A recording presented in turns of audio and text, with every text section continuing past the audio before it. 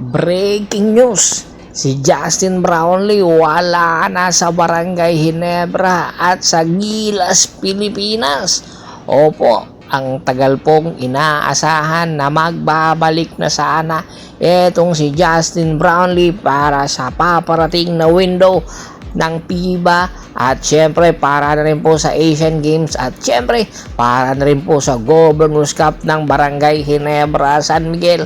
Pero hanggang ngayon ay hindi pa rin po nakikita si Justin Brownlee ng mga fans, kaya nagtatanong na po ang mga fans para sa Barangay Ginebra, San Miguel, nasaan na po ba etong si Pinoy Justin Brownlee? Badly needed po ngayon ng Gilas, Pilipinas sa paparating na FIBA window na kung saan gagawin nga po sa susunod na linggo, na kung saan kinakailangan po ng naturalized player ng Gilas, Pilipinas.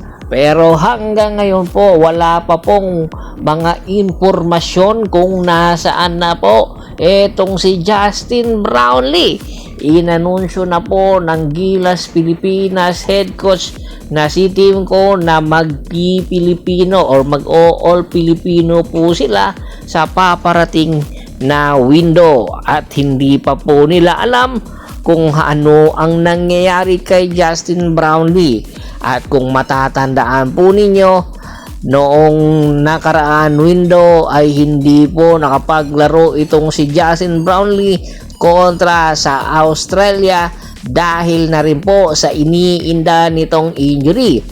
Sa edad ni Justin Brownlee na 36 years old ay unti-unti niya na pong nararamdaman ang mga injuries, dahilan para unti-unti na rin pong bumaba ang kanyang kalidad.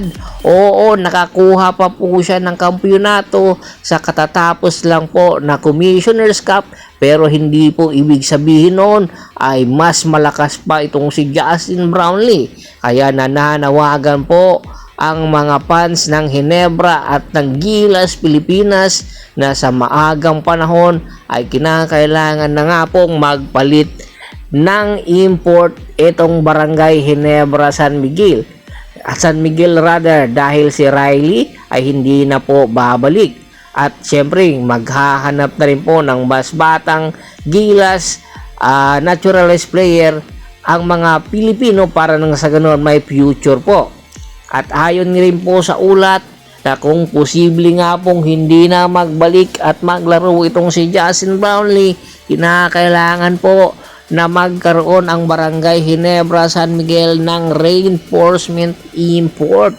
Opo, kinakailangan nila talaga ng isang reinforcement import, at nakikita po nila yung makakatulong po sa kanila at yung familiar na po sa laro ng PBA. At eto nga po ay si Allen Dormham. Bagamat hindi na rin po bumabata ito, pero wala naman po itong injury at nasa kondisyon pa po ito, kaya eto man pansamantala ang magiging import daw kung sakasakali nga po. Possible replacement lang naman po ito ay Justin Brownlee. At tinitingnan din po ng posibilidad na ibalik si Riley Grimsby.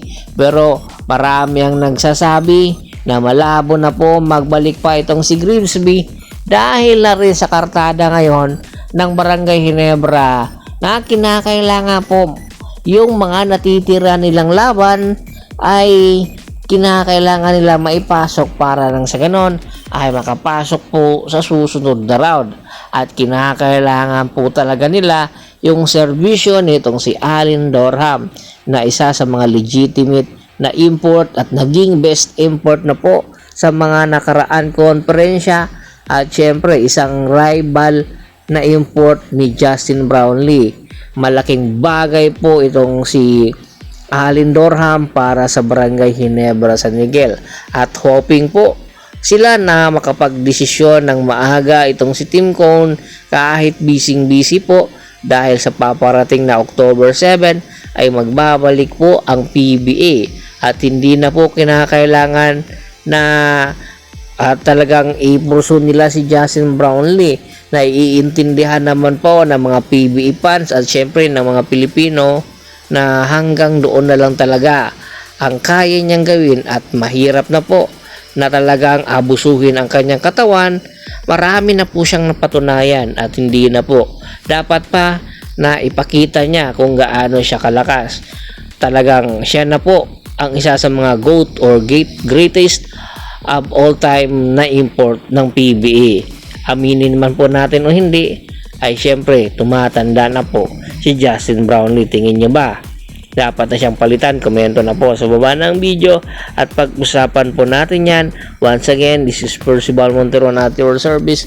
Don't forget to subscribe my sports channel at don't forget to click the notification bell button para nga po maging updated palagi sa kwentuhan. At bago pa natin tapusin ang ating kwentuhan, shout out po muna tayo sa ating mga solid na followers na lagi pong sumusuporta sa atin. Kay Kagawad Kat sa Kinudukusin ng Hagonoy, Bulacan, Geno Solis, Ramadan Mambuay, Ronald Gato, Francis Aruta, Ricky Lanza ng Ricky Rider TV ng Tansa, Cavite, at syempre yung mga taga-Apalit, Pampanga sa Pangilinan Family. Pakibisita rin po ng Facebook page ko na Press Speed Triple Goso at Bostor. Hanggang sa muling kwentuhan, maraming salamat po.